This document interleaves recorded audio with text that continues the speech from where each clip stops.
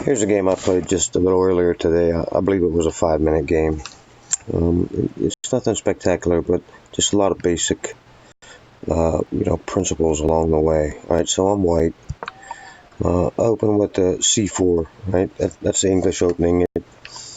Nothing too crazy, but it throws people for a loop sometimes, just because it's not as popular as pawn to king 4 or pawn to queen 4. But right away you can see this pawn.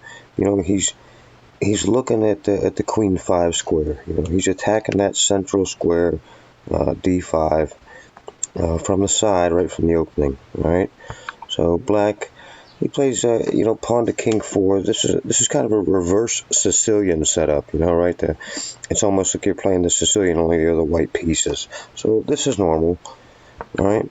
And this move here by me, this g3, I'm preparing to fianchetto my king's bishop, right? So you can see that I want to move my bishop to this g2 square, the one that's kind of highlighted in yellow there. And in that way, you're putting the bishop on this long white diagonal, right? g2, f3, e4, d5, and so on. Right? So that's, it's obviously my plan. And what you want to do, what you're trying to do, because this is a hyper-modern opening, and what you're trying to do is control the center from the side. All right, so it's black's move, and this is kind of a weird-looking move. He plays d5 right away. It's not a horrible move, but he doesn't handle it very well, in my opinion. So he plays d5, and so now he's given up. He's voluntarily given up a central pawn for my side pawn here.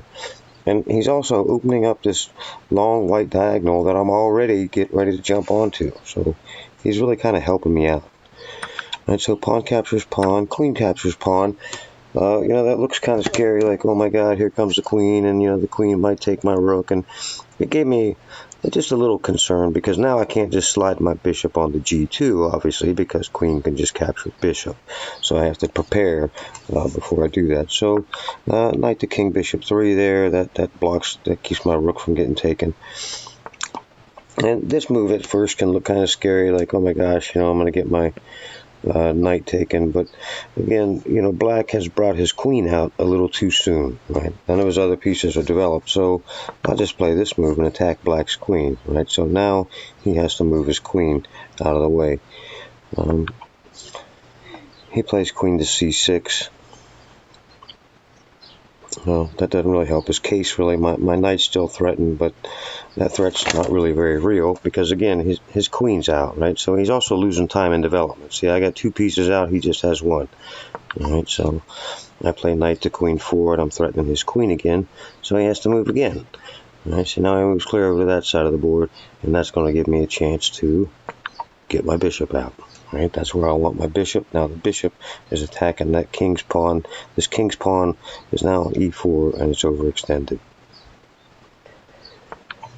All right, black brings out his bishop. He's trying to guard his pawn, but this is kind of an awkward way to guard it. Again, it's overextended, so it's going to be hard to guard. All right, so it's my turn, and I kind of like the idea of just stopping this pawn right here. Right? I move my pawn up. Now his white pawn can't move any farther, and this is kind of jamming up his game. Right now his bishop's kind of closed in there. My bishop's right where I want it to be. Of course, also this move guards my little pawn on d4 there, and it all starts to open up some squares for my queen. So that's a helpful move. And black comes with this bishop to b4, kind of threatening my knight. But I'm not too worried about that. I mean, knight's protected twice. It's not pinned. It's not really a problem. I don't mind swapping a knight for a bishop. All right, so I castle. Now I got a pretty good, little fortress set up here. Black plays knight captures bishop. I think that was extremely, premature is the only word I can think of. He shouldn't have done that. He should develop. Right, so I'm capturing towards the center, so I recapture now. I've even got a stronger center. Now I've kind of opened up a chance for my black bishop to get out, which is pretty cool. All right, knight to king 2. Not sure what the reasoning behind that is. Maybe it helps to cover his bishop. It's kind of an awkward looking setup. Alright, so it's my turn. I'll slide my queen up there to c2, because that's, as you can see now, the queen's looking, towards this pawn on e4, this black pawn, this king's pawn that's overextended. And obviously, I'm not going to play queen captures pawn because bishop captures queen. But now I could play bishop captures pawn, and then I'm building pressure on this square. Black finally castles. Now it's my turn, and this is the beauty of it. I saw this move a couple steps back here. Knight captures bishop. All right, so he's got to recapture with. He doesn't have to recapture with his knight, but he does. All right, he should. All right, so knight captures knight. Now bishop captures pawn, and this is just a brutal move. Right, this knight can't be protected any other way. There's no pawns that can protect it. No, the other knight can't get to it. Alright, so this guy's a goner. He obviously can't move it because then bishop captures queen, and he's going to lose it. So he doesn't have any good options, so he tries to make a play.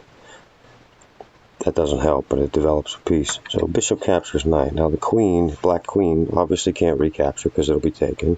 And now it's threatened and has to be moved. And he has to be careful where he moves it, because if he moves it too far away, then I'm just going to play bishop captures h7, check, and just win a free pawn. Right, so he doesn't move too far away. He's got his queen in a real awkward spot here. But that gets him out of danger. But right away, I'm already up a minor piece. If you look up, look down at the bottom of the board here, it says +4 on my score. It means I'm up a minor piece and a pawn. Right, so it's my turn. And, I just strengthened my center. Now I've just got this beautiful center. I got 2 pawns in the center. He has none. This opens up my dark squared bishops. This is a 1 game, right here. It's a 1 position. All right, so black tries to get rid of my bishop. That makes sense. No problem. I'll just back up. It's my move. Black's trying to get his knight into the game over here to help him out or something, but he's fighting a losing battle. It's my turn. I moved this pawn forward, but as you can obviously see, by moving that pawn, that's this dark squared bishop I have down here on c1. Now, it's a discovered threat on the black queen. All right, so bishop captures queen is a threat, so black has to move his bishop or do something. Or excuse me, move his queen or do something. So he does. He moves his queen. The queen's kind of limited there, but at least it's out of danger. So it's my turn now. I'm threatening, I'm continuing to develop. I got my bishop off the back rank and threatened to take this knight. Alright, I figured that move was coming, so I'll have to move, but now that weakens his king structure, right? See, now that pawn just moved off of that white square. Well, now that white square becomes an open avenue into the black king. Alright, so I move my dark square bishop back, no problem. It's his turn. I know what he's doing. He's trying to get something together there. It's my turn. And see, as you can see there, queen to b3 check, because now that white square is open, and this is a check. Now, it's not a devastating check. The king's just going to move out of the way, but nonetheless, it's weakened the king's position. And I win a pawn by doing that, right? Check. King's got to move, and I take the pawn. All right? So, he's trying to maybe fight back here, but I don't want to exchange one of my central pawns for one of his side pawns, and I don't want to open up these files. I kind of like the idea that he's kind of boxed in here. I don't want to start opening lanes up for him, so I just keep right on moving. I have these 2 central pawns just rolling down the board. It's black's move. This move, he's got his knight towards the center, so he's gaining some power, and now since his knight's moved, he's threatening to play queen captures queen. But that doesn't worry me too much because I'm already ahead in material, so I don't have any qualms about reducing. So queen captures queen, check, king captures queen. And now it's my turn. I just try to guard this little pawn here because I don't particularly want to lose it. And he plays knight captures bishop, which I expected. No problem. I recapture. Now I got 4 pawns all piled up in the center there. And again, see, he has 2 rooks, and I have 2 rooks plus a bishop, so I'm up a minor piece. This is all pretty academic from here. It's his turn, and I'm just trying to stop that pawn, and maybe it's my turn, and I move forward. I'm just trying to get some pieces off the board, because if you have a material advantage, then the more pieces that come off the board, the more evident your advantage will be. So bishop captures pawn. Now it's his turn. He plays rook captures rook, which he probably shouldn't have. He should try to keep all his pieces on the board. But that doesn't bother me, so I recapture. And then he's trying to bring his rook up here. No problem. I'm trying to force exchanges as quickly as I can. He pretty much has to exchange here. So he does. Check. All right. So, I mean, look, this is just a one position. There's no problem. The king's trying to get something together. Doesn't do him any good. Now this pawn's moving up the board. Maybe, I don't know, maybe he has some ideas of going over here to the queen side and scooping up some pawns, but it won't work. So now it's the end of the game, so I'm bringing my king towards the center of the board.